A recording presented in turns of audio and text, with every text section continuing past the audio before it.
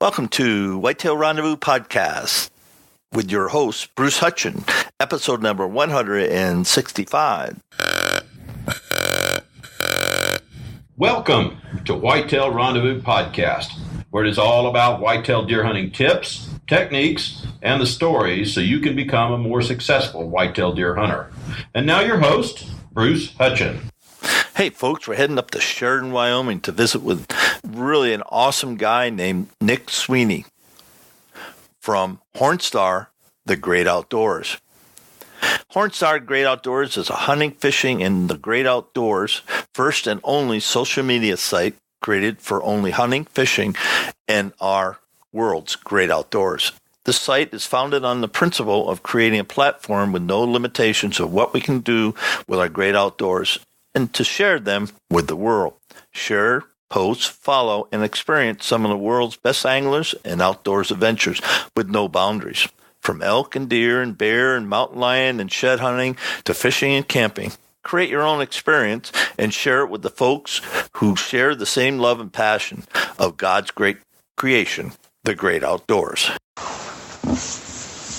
Welcome to another episode of Whitetail Rendezvous. This is your host, Bruce Hutchin, and we're heading to Sheridan, Wyoming today, and we're going to meet with Nick Sweeny, who is the founder of Hornstar Share the Outdoors. Nick, welcome to the show.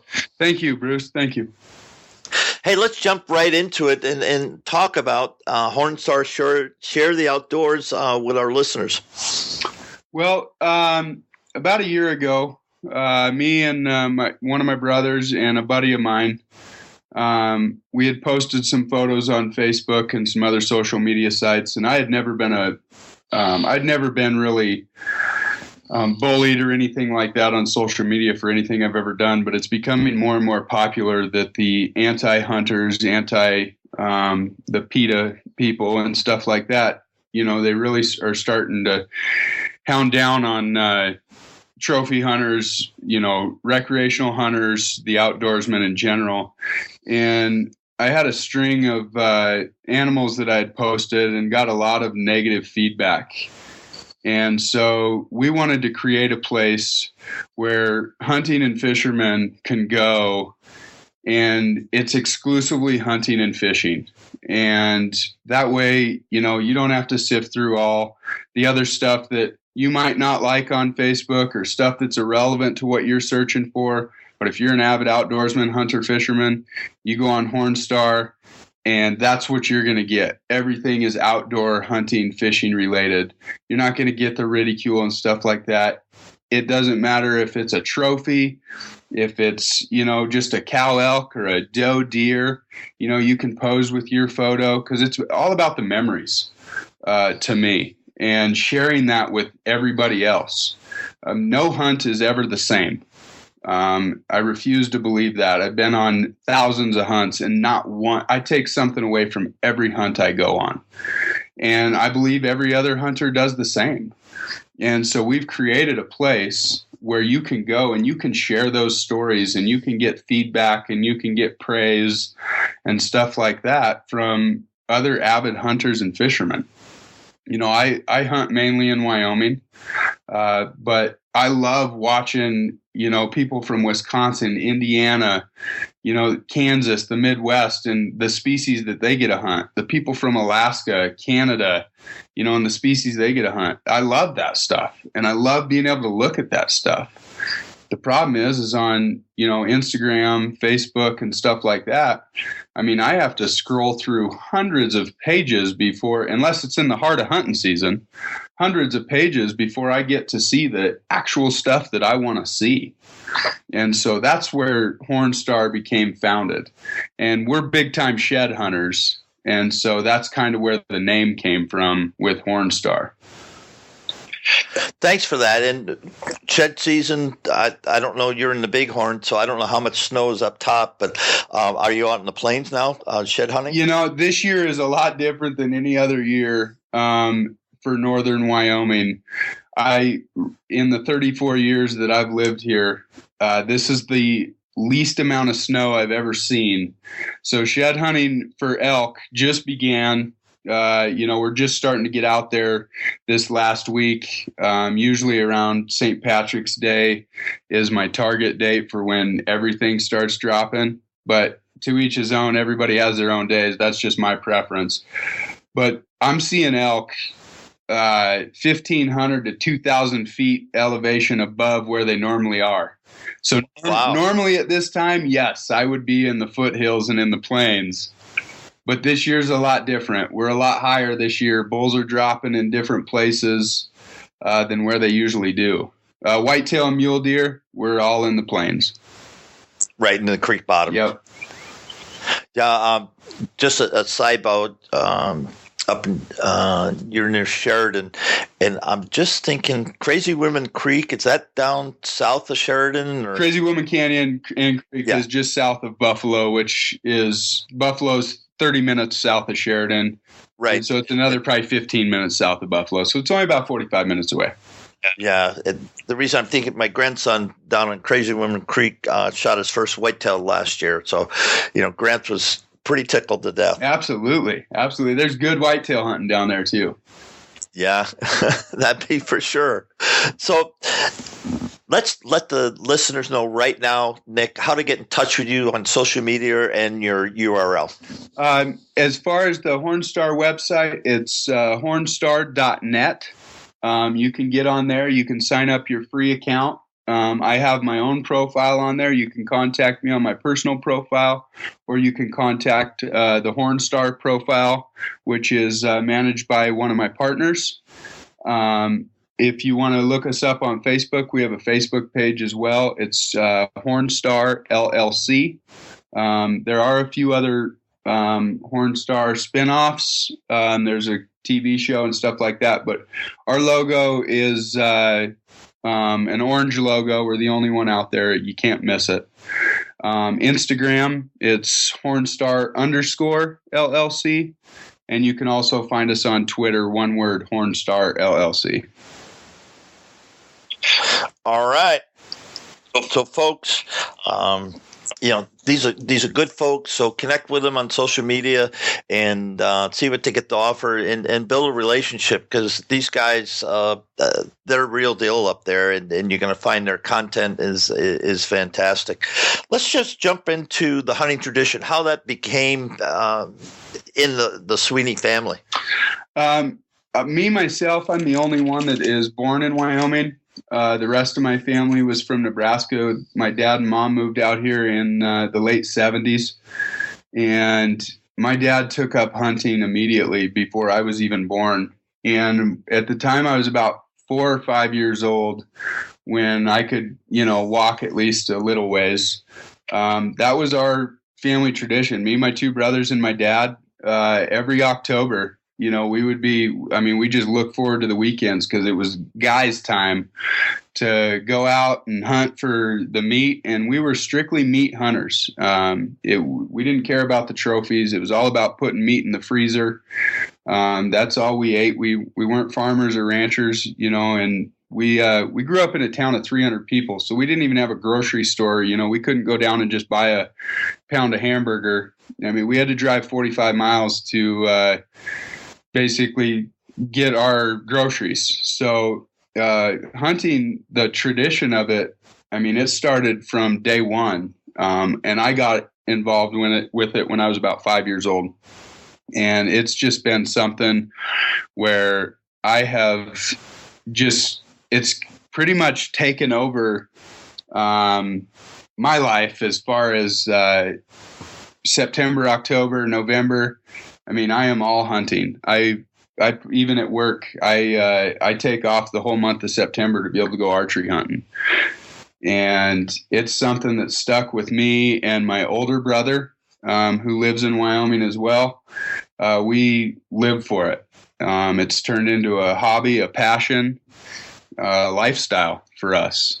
And my other brother does it. He doesn't get to do it quite as much because he lives in the city. So he has to do a little more traveling. I can start hunting right out of my back door. And my kids are going to be, they'll be into it because they'll be raised in it just like I was. And my wife's getting into it.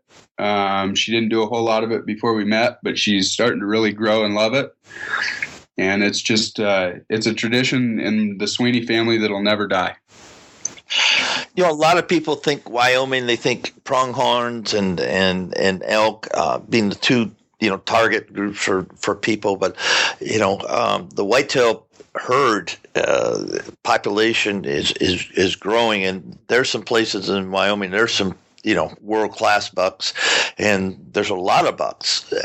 How long has it been since you've seen this increase in whitetails? I started noticing the increase about me personally probably around 2005, 2006. I'm starting to see a lot fewer mule deer and a lot more whitetail. And the quality gets better every year. And it's becoming where, we used to drive down our back roads and stuff, and you had to worry about, hitting a deer that's hopping along, because mule deer hop a lot more than they run. And now it's, now you're dodging whitetails that are running, 20, 30 miles an hour across the road. And they're more and more every year. And it's awesome, because hunting whitetail to me is such, it's way more of a competition really than hunting mule deer. It's a different ball game.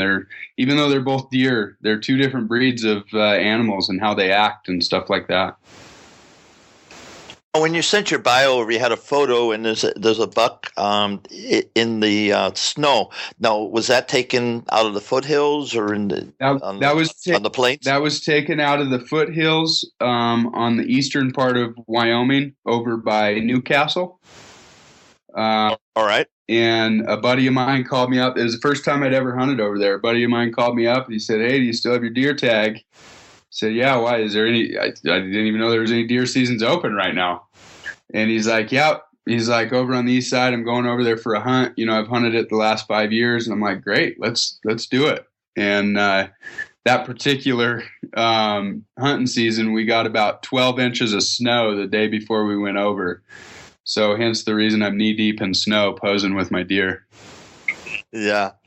And, again, folks, when you're thinking, you live east of the Mississippi and you think about the West, start thinking about it, about Wyoming, because, I had my grandson shot his first deer 30 minutes south of Sheridan, where Nick is. And we saw some really nice bucks, which he wasn't going to shoot. His first whitetail was a whitetail doe, and that's just how I'm training him. That's how it is. And but we saw some really nice bucks and a lot of whitetail. And I wonder what the mule deer are doing. Are they just forcing them out, or help me understand that transition, Nick? And I think when it comes to that, a lot of it is based on opinion. I don't know. It depends on who you talk to and whatnot. But I believe that that's exactly what's happening. I think the whitetail are forcing the mule deer out, and they're forcing the mule deer into the higher country. Because the whitetail around here, you generally don't see whitetails high up in the mountains. They're mostly on the creek bottoms and more in the foothills and in the plains. But I believe that they're forcing them out because I haven't seen the deer numbers aren't going down in a sense as deer in a hole. But there's a lot less mule deer and there's a lot more whitetail where the mule deer used to be. And so I think that they're pushing them out. And listeners, if you're not familiar with the mule deer, they have a broader range. Now, a whitetail buck, we know on a 40 acre, he might his whole life is spent within a mile of that 40 acres, his whole life. And the mule deer, they come out of the hills and they migrate and they go back up, and then some stay in the plains and everything. But because the dominant whitetail bucks, this is Bruce's theory, they won't stand for them. And you got to get out. They'll push them out, especially, during the rut, in the pre-rut. They'll just say, nope, this is my terrain and you got to leave. And, I don't have a PhD in wildlife biology or management, but that's just one guy's opinion. Nick, what do you think? I'm in full agreement with you. I think they're coming in, and I think the whitetail are a lot more dominant than the mule deer. And the only thing that I guess gives me a little hiccup in that is lately, in the last few years, we're seeing several crossbreeds. You'll see a mule deer body with a whitetail rack, and vice versa. You'll see a whitetail body with a mule deer rack.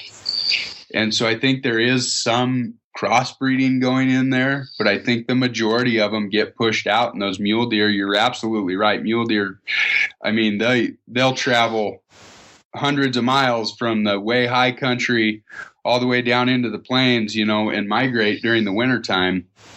You'll see deer in March and February around here that you'll never see during hunting season because they're the mule deer heading to the hills.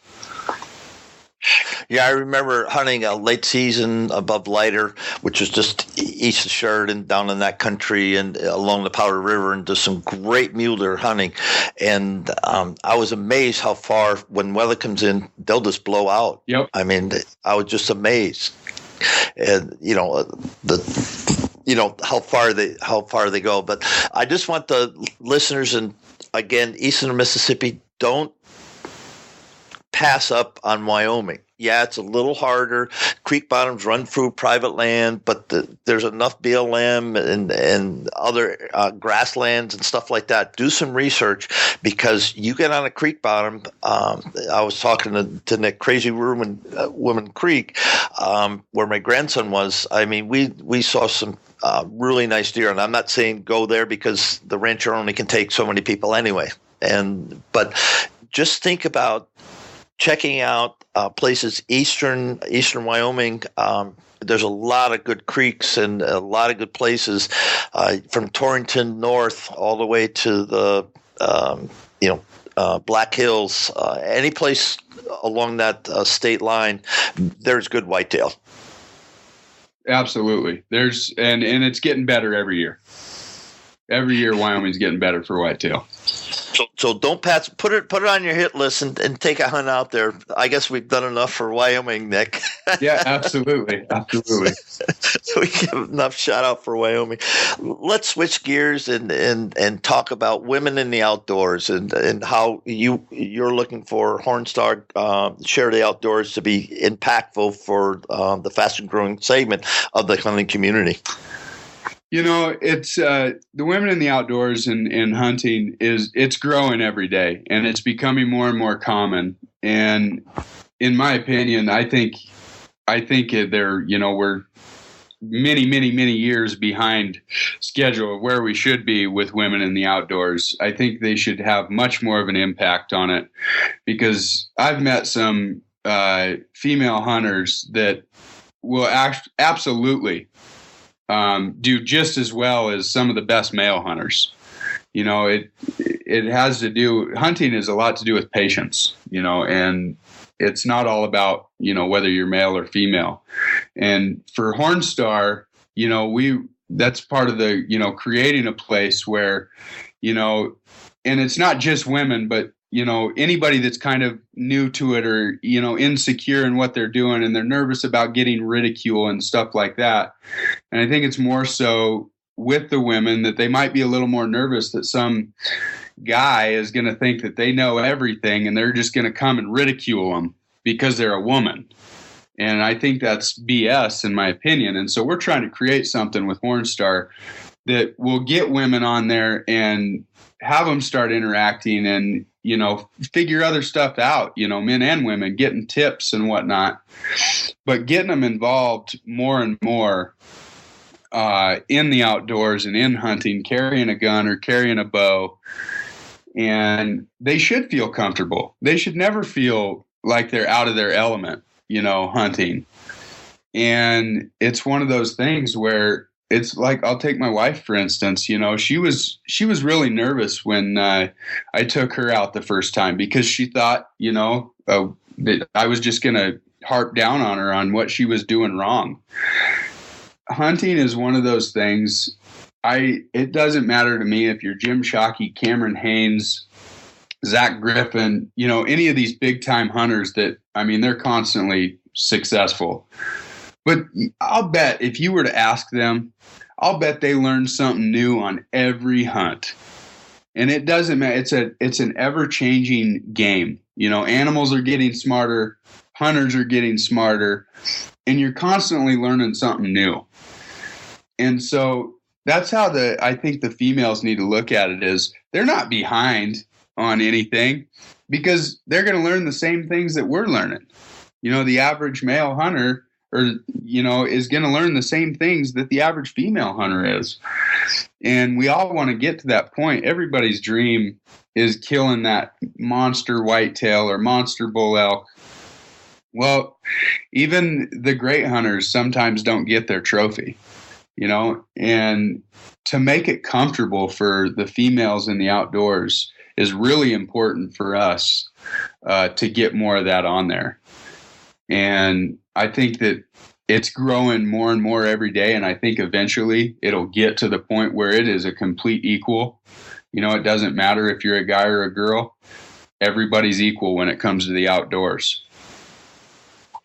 Nick, share with the guys that they might have a sister, girlfriend, aunt, whatever, and share some things that they really should man up to when it comes to inviting and then allowing that woman to enjoy the sport, not endure it. So give us, a couple of minutes on that. I think one of the biggest things that a guy has to realize, and don't get me wrong, I'm going to base this off of me, my height, weight, and the condition that I'm in. I know everybody's not in the greatest condition. Not everybody's in the worst condition. But one of the things that you got to man up on is you have to realize that if this is your girlfriend or your wife or your sister's first time in the hills, they don't know what to expect. Their body might not be ready to go on a 15-mile death march, into the bottom of a canyon. And you need to man up and understand that that's not going to be fun for them if you just go, kill them in the mountains.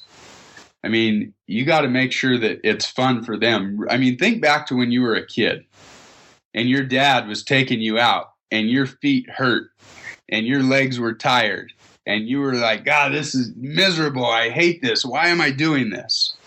It's the same situation with any new hunter. And you need to, help them out. Carry some of their stuff for them.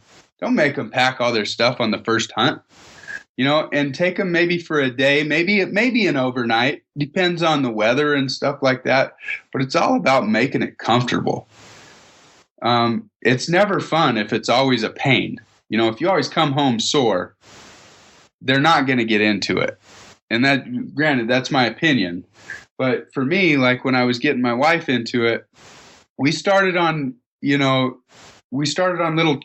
blind hunts. You go sit in a blind just for maybe noon until dark, not even an all day one, and you sit there and you make sure that they're comfortable. And then, okay, she liked that. Well, now let's go on maybe a little 1 mile hike. And, okay, she liked that. And then you gradually get them into maybe the little more hardcore stuff. And I think if you're able to do that and not be pushy, I guess would be the word, and shove them into it to where you're at, I think that you'll have a much better success rate in it. It's all about comfortability to me when you're introducing anybody into hunting, but let alone if it's your sister or your girlfriend. If you want your marriage to last, you probably don't want to take them on a 15-mile death march the first time you take them hunting. Well said, and listeners, take that to heart. And I don't care if it's just going out your backyard to the 40 and your wife's sister, whatever, or friend, it has never experienced climbing to a tree stand. Well, don't make it the first time they have a bow in their hand, the first time they get up in a tree stand. Spend some time, create the adventure that you so much enjoy. And that's I guess my biggest call to men up. Women want to experience the same thing you are. The only difference is that they haven't had the experience, but they find the same joy in seeing the sun come up and hearing the owls hooting and waiting, for that buck that is just right around the corner is going to walk underneath your stand. I mean, there's perfect times and pristine times and memories. Over my 50 years of hunting, I can just shut my eyes and go back to X place and go, holy fright, I lived that. And that's what you want to share. It's the memories. It's the experience. Yes, the kill is the period on the event. There's no question about it. But it's the journey along the way that makes it all worthwhile. Nick, your 2 cents on that? I agree. It's all about the memories, and it's all about, just like you said. I mean, I can think back 20 years to the first elk that I got, and I'll never forget. It was a spike. It wasn't even. It was a trophy to me. It wasn't a trophy to me today, but in my memories, that was my first trophy. And it's all about creating those good memories with somebody, and that person's going to remember you for that. I mean, they're either going to remember you in a great way and how much fun they had and how you introduced them to it, or they're going to remember back when, oh my God, this is why I don't hunt. This is why it's miserable. Why would you want to do that? It's all about creating those memories and making them good memories. And you're right. It has really the kill. Yes, that is the end of the story. That is the climax. But there's so much building up to that. I have several hunting stories where I didn't tag out, and I still tell those stories because they were so awesome, whether it was a sunrise or just a hike or, the places that I've sat down to eat lunch in the mountains. I mean, it's great. I couldn't say any more, and I have to. This is in my, the background about the show, but Otto Knight, he took me. I had to be 8 years old, and he took me rabbit hunting and chasing raccoons and catching trout in Foster Center, Rhode Island. And because of that man, and the other man is Harry Shear from Hillsboro, Wisconsin, and they instilled in me just the passion to do what I've done with my life and hunting. And so just a shout out to those guys.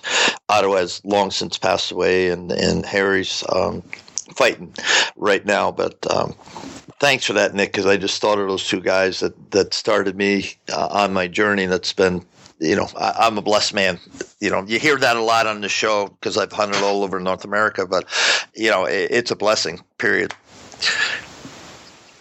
So let's go to youth. Youth in the outdoors, a little different than you've touched on it a little bit, but let's touch on it a little bit more about youth in the outdoors. For us, first off, partnering with the Wyoming Game and Fish and youth hunter education and hunting awareness, that's big for us. Getting the youth into it, and I think the first step in getting youth into hunting is 100% safety. Learning their way around a firearm or a bow, learning their way around survival. And it doesn't matter if you're on a 40-acre plot in Indiana, Wisconsin, or whatever, whitetail hunting in a tree stand, or if you're at 10,000 feet in the backcountry in Wyoming, it doesn't matter where you're at. Things can happen. And training them and teaching them the safety and survival of anything you can imagine that could possibly happen, and having them prepared mentally and knowledge-wise about where they're going and what they're doing and what it's about. That's, I think, the biggest step for us and the biggest thing that we want to encourage. I know safety's never fun when you're a kid. Hunter safety classes are boring, but they're so necessary. And you need to know these things so accidents aren't happening. I mean, there's hunting accidents every year by adults that have been hunting for years. And I think with the youth, we need to make them aware and make them understand that this is important. And if you want to do this and you want to experience the things that some people will never get to experience. You need to learn the safety and the survival and the knowledge and be prepared for going on a hunt. And to the dads out there, or the grandpas, or, whoever's taking these kids, that should be your first message. And that should be the first thing that you teach your son or your daughter about hunting, and it kind of goes back to with easing them into it. Remember, they're still a kid. I mean, remember back when you were a kid, you can't harp on them about being loud.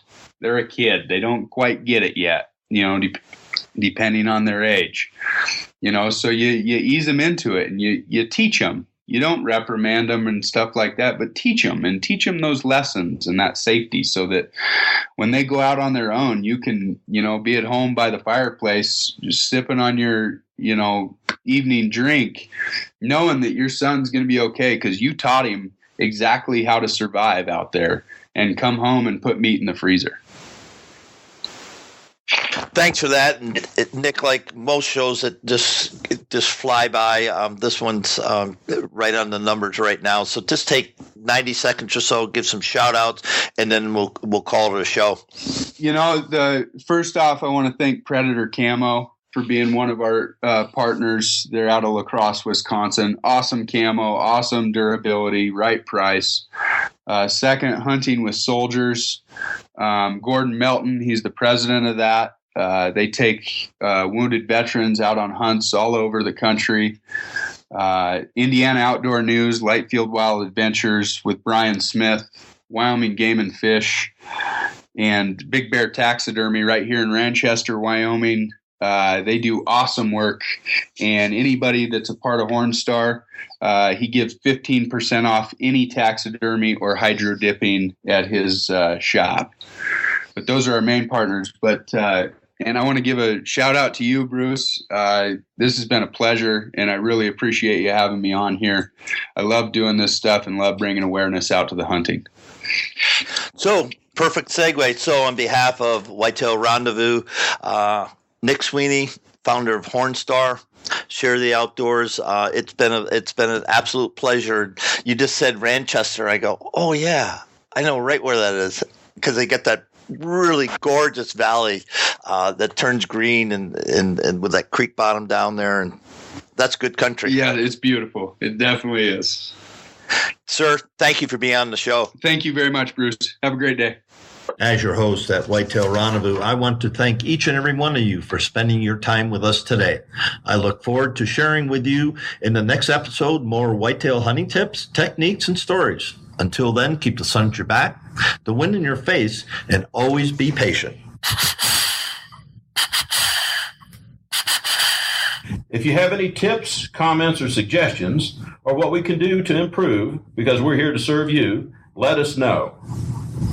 Thanks for listening to Whitetail Rendezvous Podcast at www.whitetailrendezvous.com.